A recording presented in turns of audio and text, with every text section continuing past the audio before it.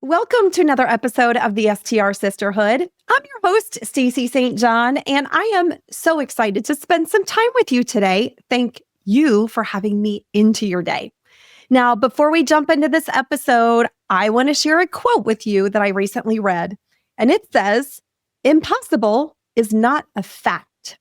It's an opinion." I think those are such beautiful words.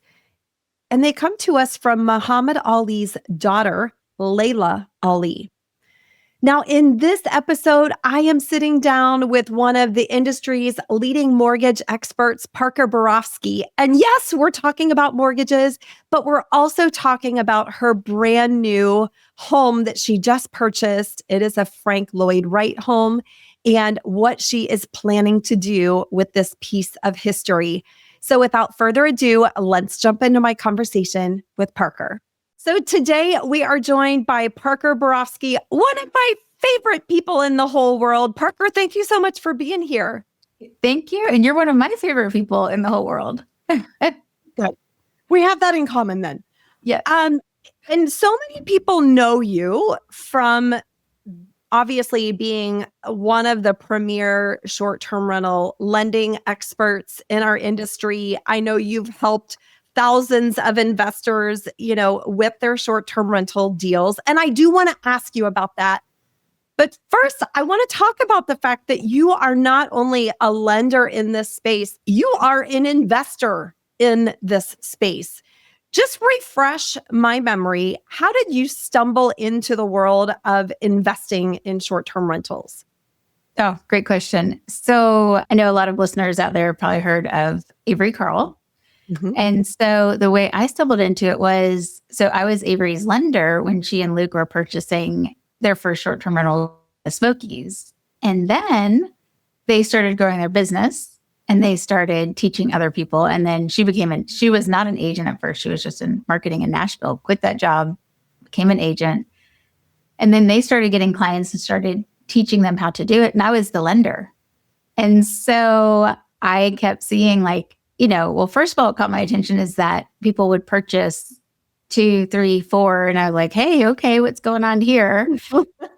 And then, as their lender, they would give me their bank statements and I could see all these Airbnb deposits going in. And I was like, I know what their mortgage payment is and I can see how much is coming in.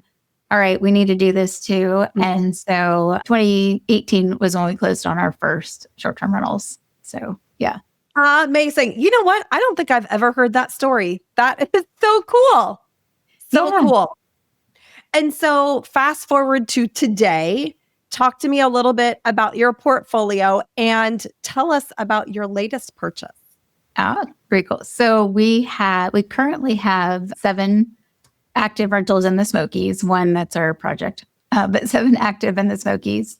We've got 4 in the Florida Panhandle between Santa Rosa Beach on 30A and Navarre Beach, which is my personal favorite, Navarre Beach.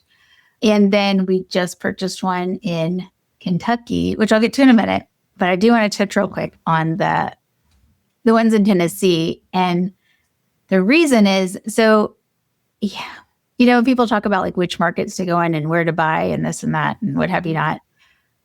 I just want to throw a little advice out there. Yes, it's always great to do due diligence. And, I think people like Kenny Bedwell are a great resource and, where the markets. But just want to remind people to use a little bit of your gut and your instinct as well, because it's probably better than you give it credit for being. Yep. So one of our Tennessee properties is actually in Townsend, 5 of them. So we were just looking for a primary home and found this listing, and it was a 5-bedroom, 5,000 square foot lodge, which was way bigger than we needed. But it had 2 studio cabins on the river. And so I was like, oh, well, let's go check it out. We don't need 5,000 square feet, but hey, if we short-term rent those studios and they pay for this 5,000 square foot lodge, why not? Right.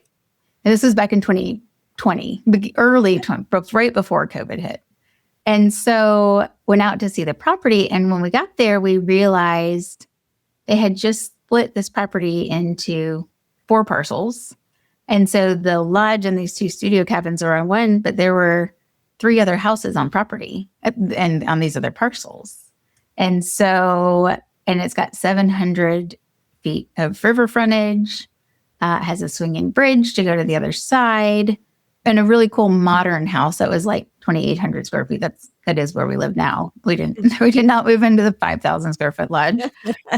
And so we saw this place, and it was amazing. It was beautiful. The people who had owned it before they did some short-term rentals with like a management company, but they weren't really into it.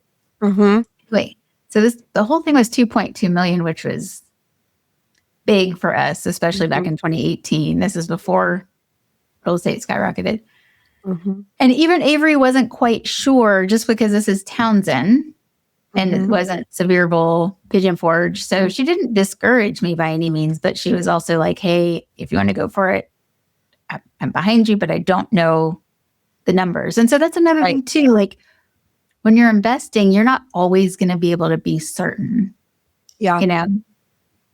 Yeah. But we were there. It just made sense. Like, we're on a 700 feet of river frontage, beautiful. Like, how could it not do well? Right. And so we got under contract for all 4 parcels. And that was fun. And then COVID hit before we closed. 2 weeks before we closed, everything shut down.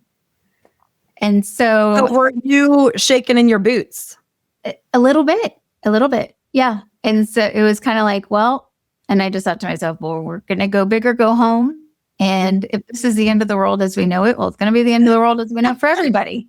So, and we had 2 properties in Sevierville at the time. And I was like, look, if they want to come, they can take my Sevierville properties. We'll you whatever.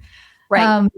And so we went for it, and thank goodness, they're our most profitable properties in our portfolio. It's been amazing. So, but that's to say it's not always perfect. Yeah. When you're finding properties in the market. And so go and see and feel and trust your gut feeling on that is just some advice I would throw out there. That's great advice. And so often, what I think is important for folks to really hear what you're saying, you were looking at the numbers and you listened to your gut. You didn't just listen to your gut, right? True. Yes. So I think it's important that we do both.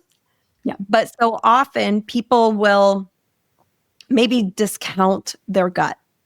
They're all, they'll buy into the numbers, whether they're a good or a bad reflection of how a property might be. But sometimes we are justifying from our gut, these numbers can be better. I know I can do better than what, Air DNA says.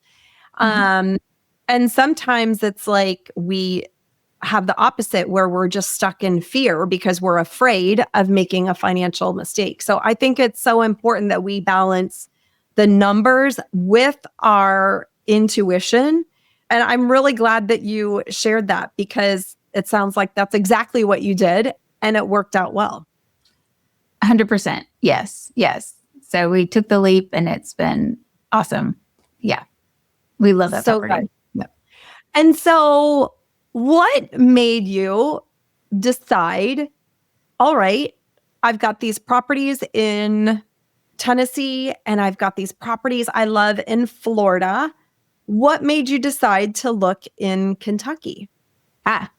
So here's the funny thing, and I'm going to get a little philosophical. I don't know if that's the right word or not, but for some reason, I just feel like a lot of times the universe just speaks to me.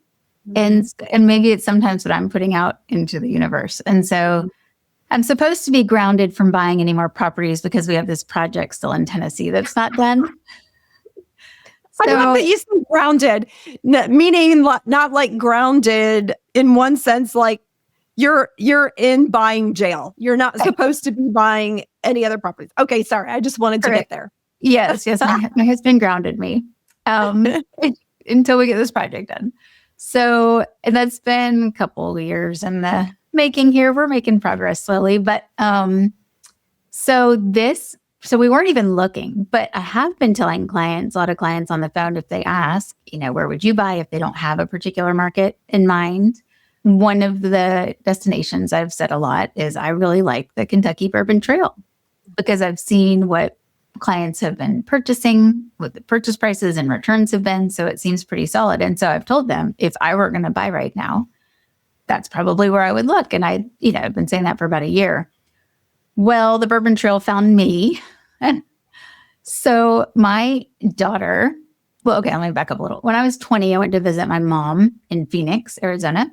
Mm-hmm. And she took me to see, Frank Lloyd Wright, a famous architect, one of the famous architect, he has a place out there called Taliesin West. And you can go and visit and walk around. It's gorgeous. It's beautiful. It's really cool. And so she took me. And I love the architecture. It was great. I really fell in love with the name Taliesin. And I said, because I was 20 at the time, I said, if I ever have a daughter, I'm going to name her Taliesin. And yes, so, but 5 years later, I have my daughter and I named her Taliesin.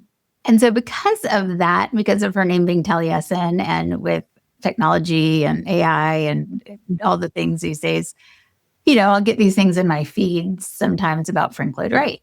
And so there's a Frank Lloyd Wright house in Frankfort, Kentucky, which is the capital of Kentucky, that came up for sale, and it popped up on my feeds. So I wasn't even looking at Zillow. I wasn't trying to buy.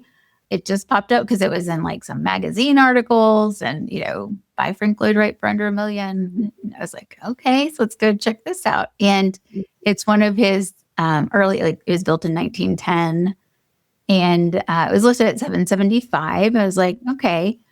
So again, I did some kind of napkin math on that. It's hard to tell exactly what it'll do because of the uniqueness, but I kind of always back into our worst case scenario and take it from there. Right. And so, so it found us. It was really cool. I talked through it, contemplated it for about a day, and then we just went for it. And so now we own a Frank Lloyd Wright house, the only Frank Lloyd Wright designed house in the state of Kentucky. What worked on Airbnb in 2022? It's gone. Guest expectations have changed. The algorithm has changed. And honestly, the pressure has gone way up. That's why the Short-Term Rental Virtual Summit for Women is your must-attend event for 2026. It's happening February 4th through 6th. It's all virtual, and it's just $47. Yes, $47. Come learn what's actually working right now, not what used to work. Get your ticket at strvirtualsummit.com, and let's get you back in control.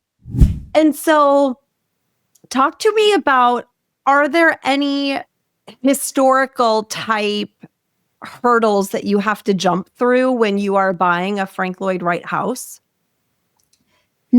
We didn't experience that in the purchase in terms of like the zoning and that. I mean, it is a historical landmark. There is a big sign out on the street where it is. There may be some, we don't want to, it's been restored a couple times. So it's in pretty good shape. There may be a few things we want to do, but there's nothing major that we wouldn't want to change the house. So I think we'll be okay in that aspect. We want to remodel the bathrooms, but it's been really interesting because I didn't expect this part, but everybody knows that house in Frankfort, apparently. Really? Even Lexington, a lot of people. So my husband went up there first after closing to kind of start, because we need to furnish it and we've got a whole experience that we want to do. And there's a couple of things we're going to put new countertops in the kitchen and 2 bathrooms to remodel. But he went up there and like all the neighbors came by to say hi. And they were like, yeah, go walk around downtown, go see so-and-so. They have some Frank Lloyd Wright furniture at their store. And they told stories about the previous owners. Just really cool. And then my husband found a business card. There is an architect. I can't remember his last name off the top of my head, but his first name is Bill. He lives in Lexington, has lived in Kentucky most of his life. Mm-hmm. And he even designed the dome for the Kentucky Capitol building. Oh, wow. Mm-hmm. But he's also part of the Frank Lloyd Wright Foundation. So he actually flies to Phoenix, Arizona once a month for a week because he's part of that that whole thing. Mm-hmm. And he knows everything about the house. So he came over and walked through it with us and looked at different things. He told us some stories. So I think my favorite story is there were like 3 owners ago. He said, these are my worst clients ever in the history of all my architectural clients. And, he told us some of the challenges. But the funniest thing was that when the next owners purchased the house after these clients, he went over like a month after closing and he was looking at the doors that go from the inside to the outdoor kind of patio, like a sunroom. Mm-hmm. And he said, where are the doors with the lead design here? And they're like, oh, we never saw any doors like that. So the previous owner, because those doors are worth like $30,000 each. Oh my gosh. The previous owners took the doors.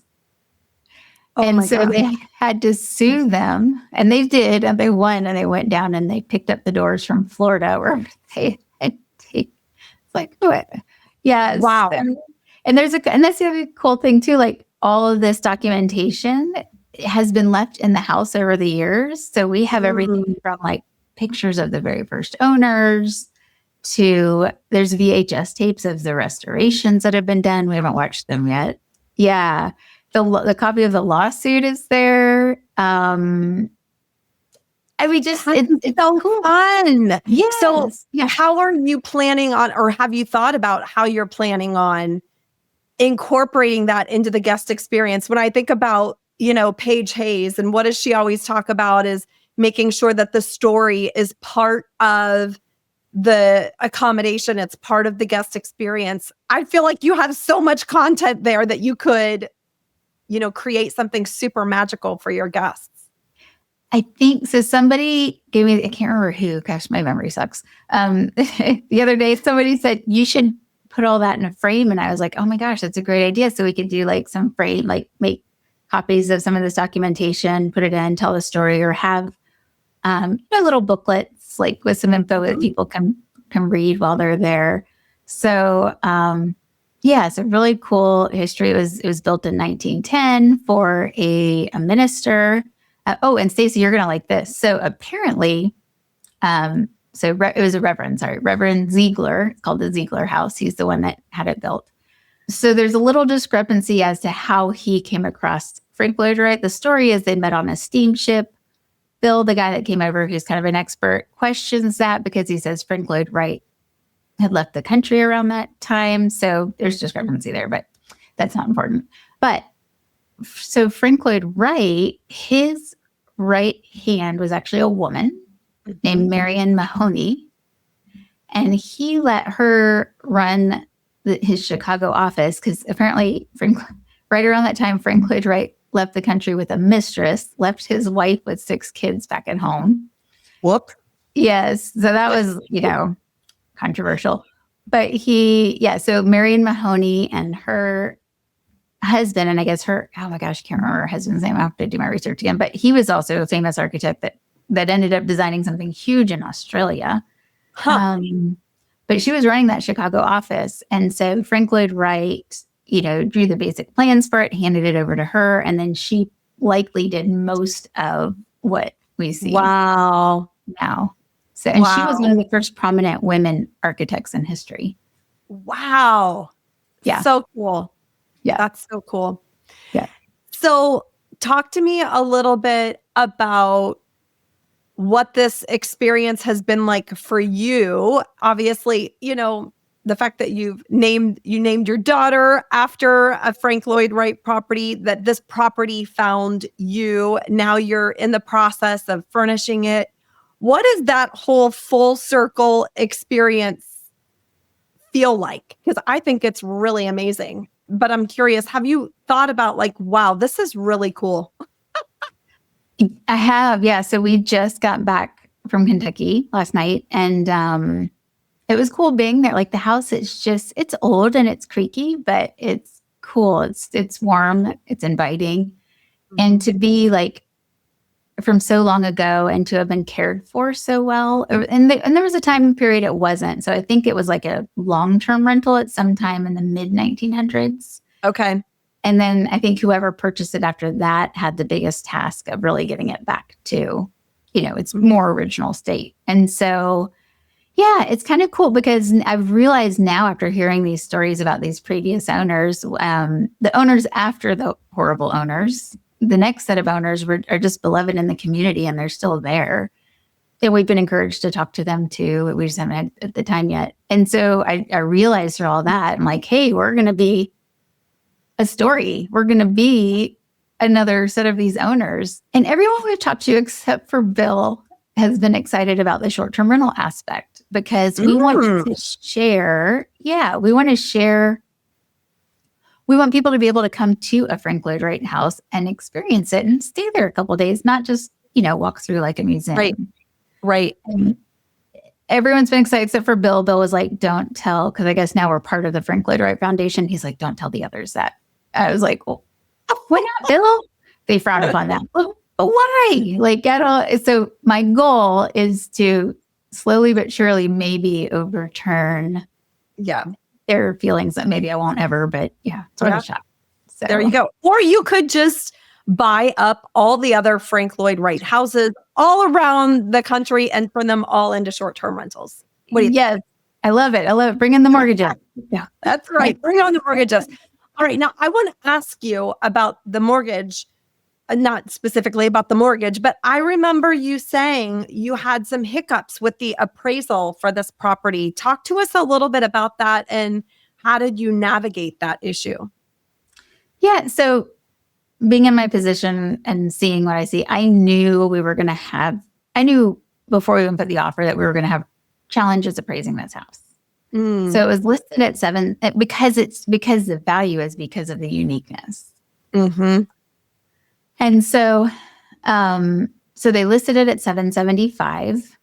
And we should negotiate. And this happened with our Townsend property too, except the Townsend property sat for a year. We put in an offer and then suddenly there was another offer. I was like, are you kidding me? So it was like, actually, that was my most anxious moment in my entire life, was waiting to see if they accepted ours versus the other one for the Townsend one.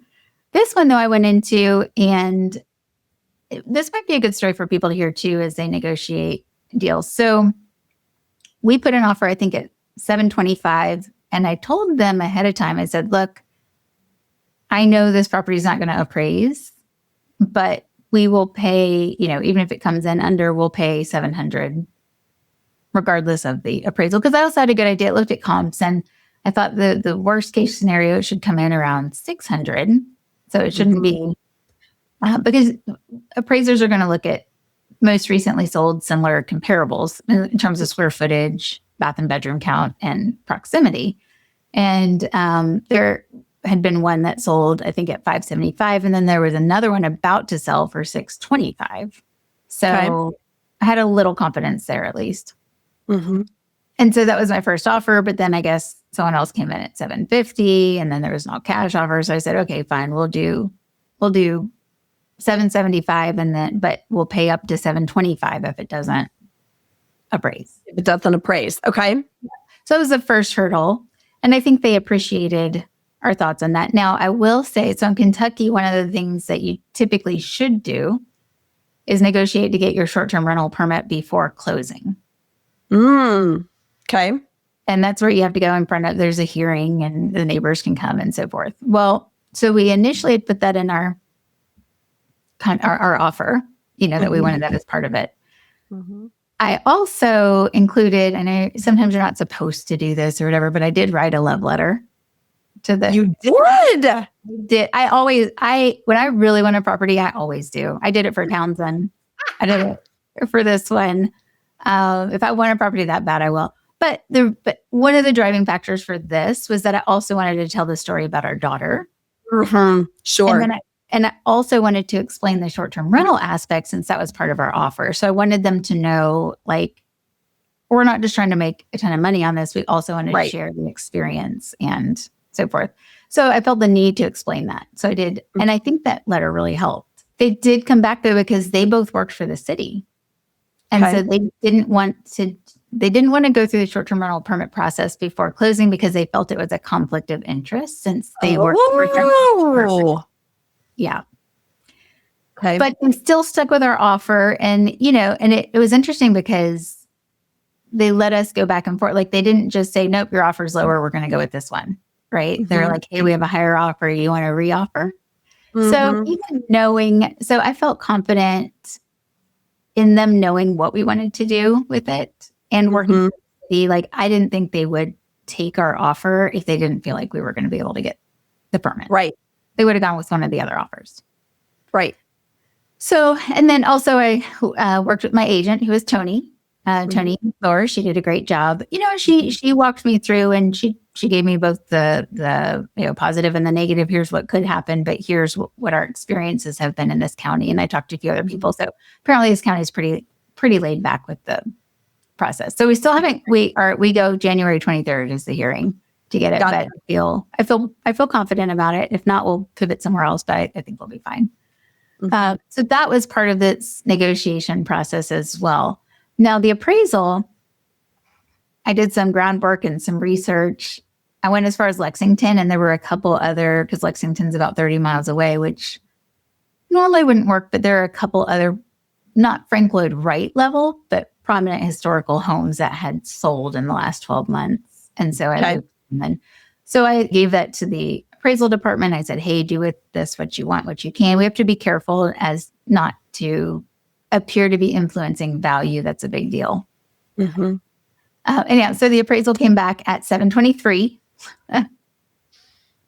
So pretty close to that mark. Yeah.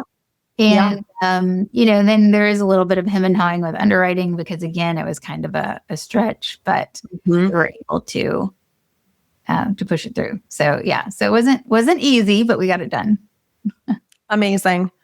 And when you were able to push it through, were there any things that you had to do from your perspective that you think would be helpful for anyone to hear? Like, did you work with the appraiser directly? Did you work with the bank to get the appraiser to, do X, Y, and Z? Like, if someone is having an issue with an appraisal for their property, what might you share with them that could help them?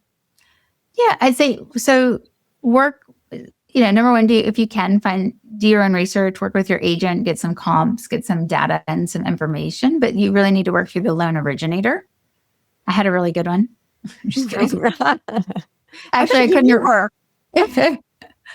originate my own loan technically on paper, but really, I set it all up. So, in this case, it was like tying all the dots together and saying, hey, we understand the data, because it was the adjustments that were really high on the appraisal, but we had to show why and explain the house and that kind of thing. And so luckily I was able to go through. Oh, what was interesting though is this has been a thing on this house for a while because the lawsuit, I think back then they bought it, they paid $285 and it said plus an additional $40,000 over the appraised value.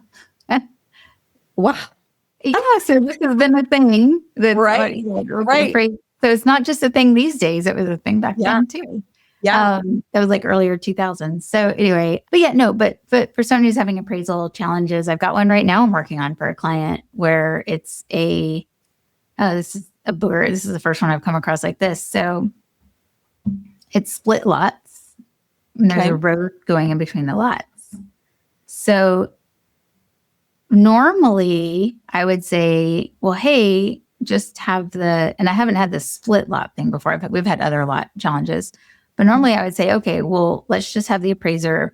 Because I think initially I thought, the value should be here, the house and this lot, because the other lot, it's not huge. And I was like, let's just, have that quick claim to at closing and let's just lend and do the appraisal on the lot with the house on it. Okay. We went out to the appraiser, our appraisal team did, but he came back. And the challenge with that now is that he says the garage on the other lot is the parking for this house. And he feels there would be a significant value issue on the house without the parking. Interesting. And and this is a conventional loan. And I pulled up the Fannie Mae and Freddie Mac guidelines. And Fannie Mae, they actually address a road or lots divided by a road. And the guidelines say if it's only allowed if this lot is not buildable, but this lot is buildable. And then I like Freddie's guidelines a little better because they state, it's okay if there's like a garage or something, but it also says it can't be buildable for a dwelling. So my argument now, and I'm in the middle of this today, I was working on it right before I hopped on here, is so this house is over 100 years old. Okay. I'm like, all right, so let's throw some common sense in here, right? So I bet you the land that this house had, these parcels, was all of this at some point. And at some point, they probably allowed the road to go through it and then sold off parcels. So I bet you this parcel at some point was part of the original land for this house. It just makes sense. Right. 100 Right. years ago. Right. So that's my first argument. My second argument is going to be, I don't think that Fannie and Freddie are going to want a house without adequate parking. Yeah. Why would they want collateral without adequate parking? Mm-hmm. So, so I think we can go two routes here. One, I'm going to try to fight to keep it conventional, but if not, we might have to flip it to one of our other products that would give us an exception there. So that's where I'm going with it now. But it's like, this is why my brain hurts at the end of every day. These are the things that Parker deals with on a day-to-day basis. So let's talk about some of those other loan products. So conventional, generally speaking, correct me if I'm wrong, it's going to be the most stringent when it comes to, getting a loan for any type of property. What are some other products that you're seeing trending really well that people are loving that they should know about from a mortgage perspective? I think for self-employed borrowers, I think the bank statement loan product is pretty cool because it's pretty minimal documentation. We don't want tax returns. I've got a client right now who's got 10 different businesses. His taxes are all over the place. And at the end of the day, he's making like $2,000 a month if we calculate taxes. But he's got a business that's bringing in $750 a year. And so we can take that gross revenue by looking at the deposits over 12 months on his bank account and just do a 50% expense ratio on it, use that income and call it a day. Wow. But what's really cool about that product is we can use it to go up to $3 million with 10% down as a second home loan. Wow. Yeah.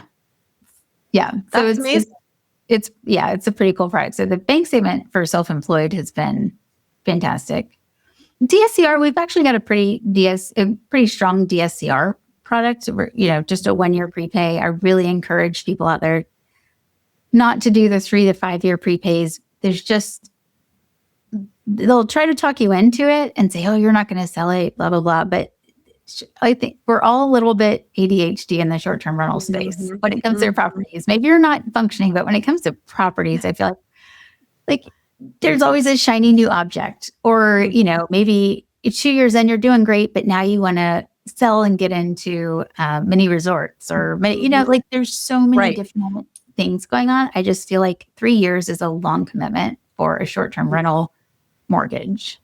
We had one the other day that we had to push closing on because the seller needed to wait a few more days to close or they were going to have a prepay penalty. So they had to push the closing. Wow. Okay. Yeah.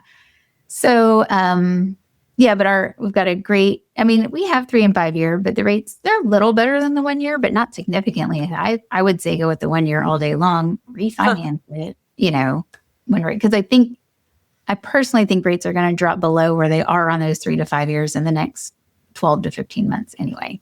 Okay. Yeah. Okay. That's good. Good to and then know. we have the whole other suite of like non-QM products. 1099 are great, especially for real estate agents out there. We can use 90% of their 1099 income from last year. No tax returns. So yeah, that's a lot amazing. of It's so funny because obviously I'm not in the mortgage world. But sometimes the thought of, oh my gosh, I've got to apply for a mortgage can feel like a lot of work for people because we've all been through the experiences where, lenders are asking for like your firstborn child. It feels like, it's so great to hear that there are products out there these days that aren't as cumbersome for folks as they're Definitely. buying. That's Definitely. so good. Yeah. From your perspective, if folks are looking to acquire properties in 2026, what is one piece of advice you might give to them as they are growing their portfolios in the coming year? Great question. I would say talk to a loan officer or a couple loan officers, because I've got products that others won't have. There are other people that will have products I don't have. See who you're comfortable with, the products that are out there, and what fits your goals. And then, but really kind of figure out what's important to you. So like, is it, some people have assets, right? That sometimes it's that you have a limited amount of funds you can invest, right? So you're going to need some lower down payment options. For others, that may not be the case. For others, it might be, I've got all the funds to do this, but my debt to income ratio is tight. So, where do I go here? So, first up is talk to an experienced loan originator in this area. And then when you talk to them, they should be asking you what your situation is, your goals. Is it a lower down payment? Is it a lower rate? Or is it you need flexibility because of your debt to income ratio or your buying power or your self-employed situation? And so that's where, and I encourage everyone to do this, even if you're not looking, because sometimes houses find you. You are living proof of that. Living proof. So, you never know. Or if you just happen to be Zillow scrolling at night, which I know a lot of you do, like you never know when that one amazing property is going to just be there and other people might see it too. So you need to throw in a quick offer, so it doesn't hurt to kind of do like a quarterly check-in with your lender to just be prepared each quarter so that if and when something pops up, you're ready. Yeah. I love the term Zillow scrolling. I haven't really heard that, but I think it is spot on. Yeah, totally. I love it. Yeah. And, the one thing too, Parker, I just want to say is, I really appreciate all that you do to give back to our industry. As I know but for anyone who's watching or listening, Parker is also speaking at the upcoming Short-Term Rental Virtual Summit for Women that's happening February 4th through 6th. And her class that she's teaching is all about scaling your portfolio. Okay, how to use equity and profit and leverage to keep acquiring more. And I love that you are bringing that education to the forefront, because that's what a lot of people want to do, but knowing how to do it isn't quite clear, right? So I appreciate you. Yes. Yeah. Thank you. I'm excited to be there. Thank you for having me, because I love educating. I cringe when I see people repeating info that may not be the best info or may not be the best for their situation. And I just want to be like, no, you have to check this out or look at this, So I love having a platform to be able to just educate people and let them know what they may not know, what they don't know, and so they can make better decisions for themselves. Yeah. So good. All right. You know what, girl? I got to move to the lightning round. Okay. So It's been a while since you've been on the podcast. So I'm curious if any of these answers have changed.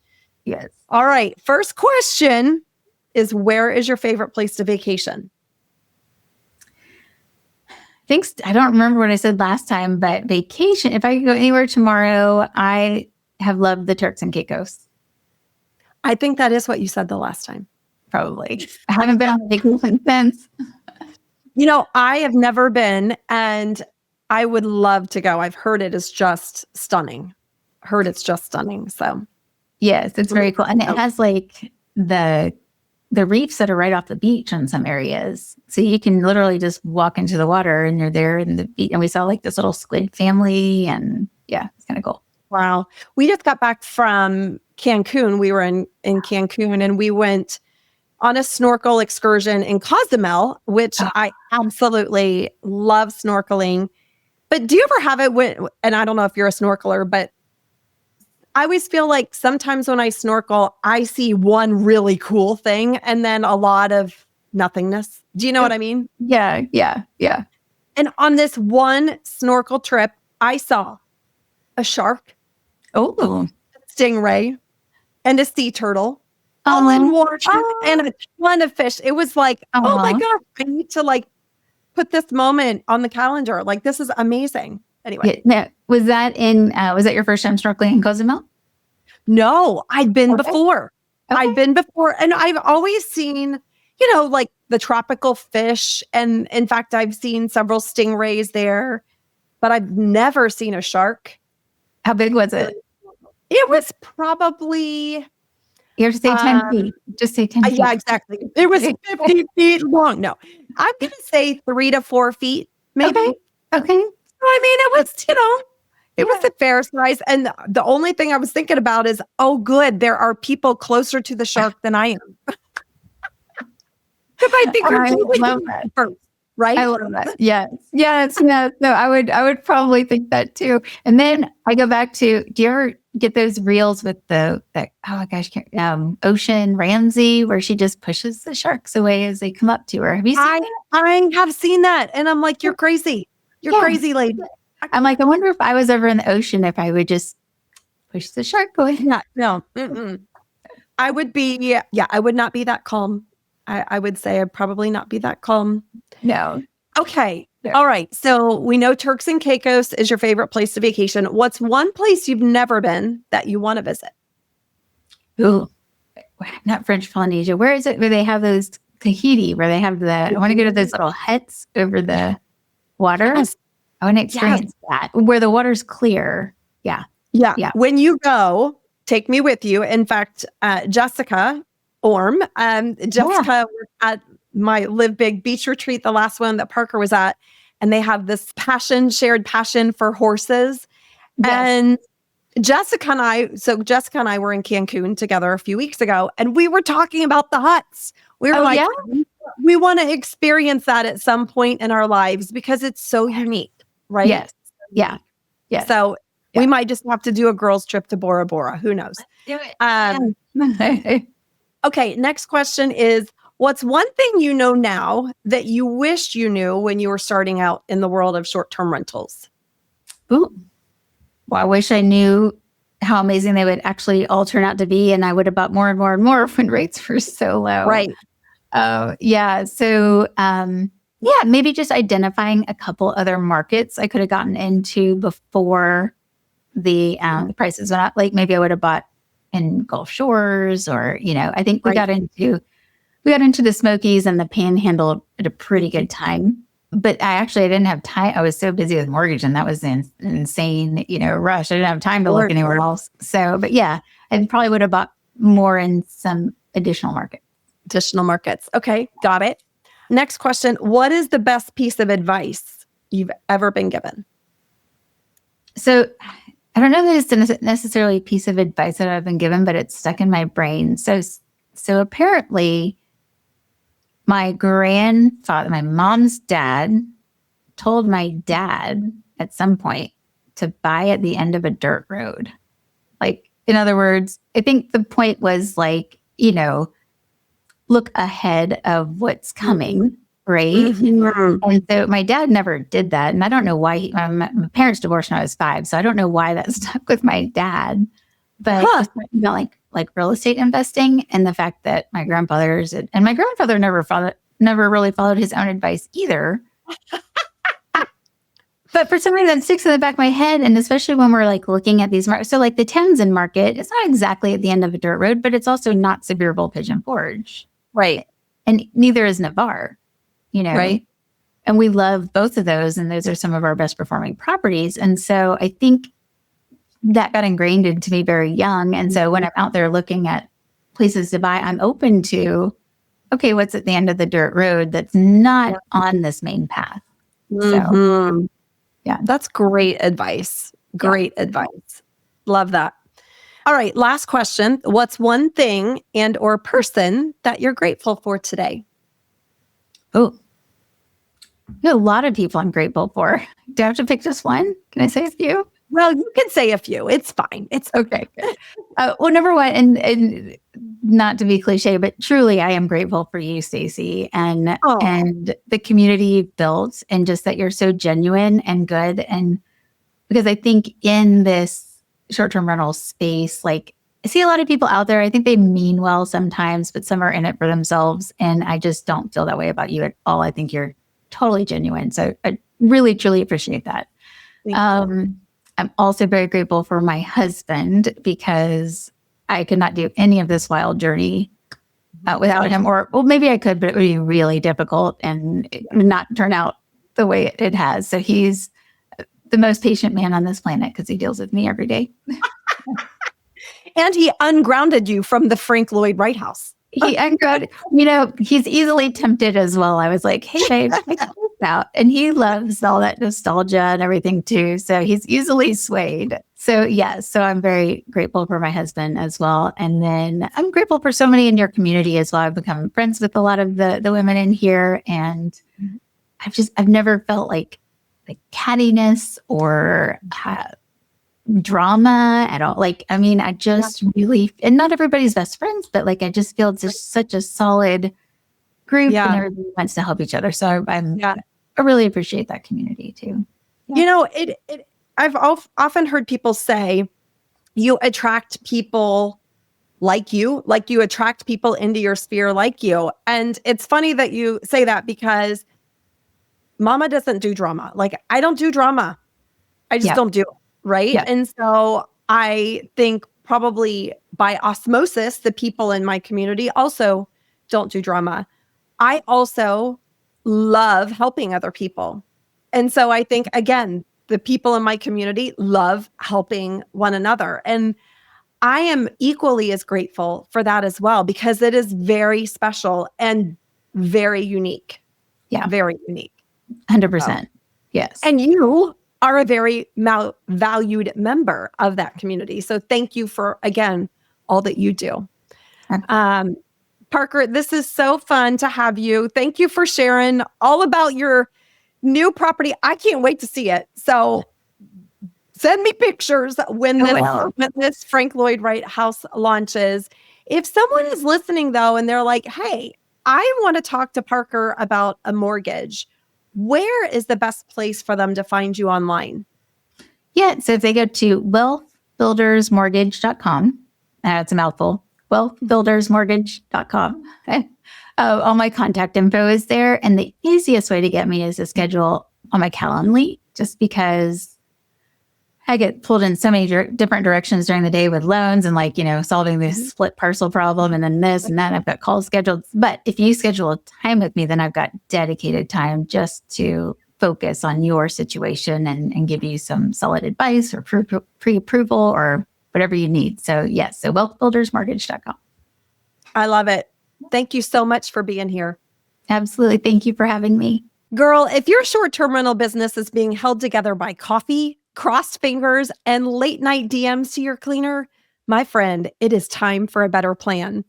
Come join us at the Short-Term Rental Virtual Summit for Women happening February 4th through 6th, where you'll learn how to stop surviving your short-term rental business and start leading it. It'll be fun, it'll be real, and it's just $47 for all 3 days. You'll leave with clarity, strategy, and your sanity intact. Go grab your ticket right now at strvirtualsummit.com before you burn out trying to do it all.